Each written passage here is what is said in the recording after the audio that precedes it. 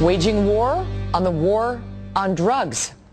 A brand new campaign by celebrities and some liberal activists backed by billionaire philanthropist George Soros, basically calling on the United States to wave a white flag when it comes to drugs. And these new ads are chock full of familiar faces.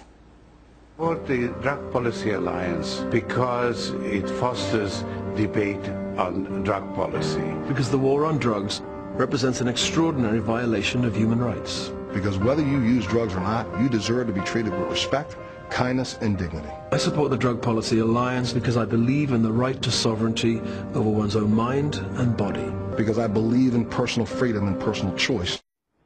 Well, all this as you've got California, Washington, New Hampshire, Rhode Island, and Massachusetts all considering or having passed laws legalizing marijuana. So where do we stand when it comes to the war on drugs? John Stossel stands with those celebrities. He's host of Stossel on the Fox Business Network. Come on, you and Sting together on this? And George Soros, who once sneered at me and called me a market fundamentalist. But yes, on this, we are together. I think when you're an adult, you own your body. And the drug war hasn't worked, causes more harm than good. Oh, come on. How does it cause more harm than good? It creates the crime. The government says nicotine and heroin are equally physically addictive. No one's knocking over 7-Elevens to get Marlboros. I don't understand. It creates the crime. If the studies show in the places where it's been legalized, crime has gone up, addiction has gone up.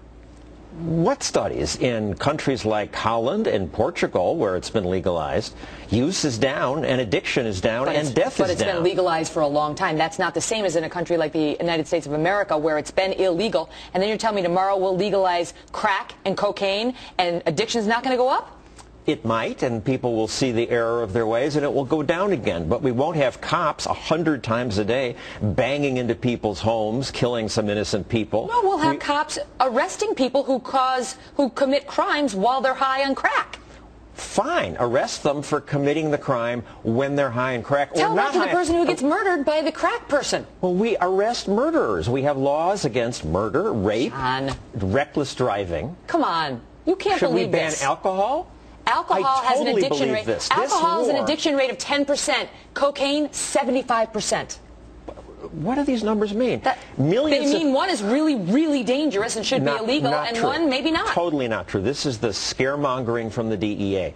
8 million, well, let's take crack, the worst. Some 8 million people have tried crack. 300,000 are regular users. That's not 70%. Most people try these things and give them up on their own. Making them illegal doesn't stop people from using them and abusing them. Don't you believe in a deterrent effect? I mean, morally, when you know it's illegal, it has a bit of a deterrent effect. Yes, a bit. So let's ban alcohol. Let's ban cigarettes. Let's ban fatty foods. We're supposed to be free once we're adults in America. It's not the same, because if you sit there and you want to have a quarter pounder with cheese, which is a delicious piece of food, if you want to have that every day and add cholesterol to your arteries, that's fine by me. I don't care. It doesn't really hurt me. But if you are snorting cocaine or taking LSD, some hallucinogenic, and changes your behavior. Exactly, and then you could hurt me, or you could hurt my son, or you could do something to hurt somebody I love, and then I do have a right to opine on your behavior. But that's true for alcohol, too. And how well did alcohol prohibition work? It created Al Capone and organized crime. Do you really think alcohol is the same as PCP? No, they're different, but they're both intoxicants. All these things, adults have always pursued some form of intoxicant. And we don't like it. It's not good if children use it, but banning it doesn't make it go away. It just drives it underground, where the sellers steal to pay the high prices, and the buyers steal to pay the high prices, and the sellers arm themselves and form gangs because they can't rely on the police to protect their private property. So you agree with Sting? You and Sting and I, who lives in the ivory tower over there in Great Britain, who was not going to have to deal with any of the crime that results from increased drug use. He wants to make sure that we in America have to deal with it. He doesn't care. He wants to legalize it in England too. I agree with Montel Williams, who's right here in America. Let me tell you something. I know some people who know Sting, and from what I hear, Sting, he doesn't care whether the law's in place or not. Mr. Sting is a big fan of certain substances, and I'll just leave it at that. I don't know about that.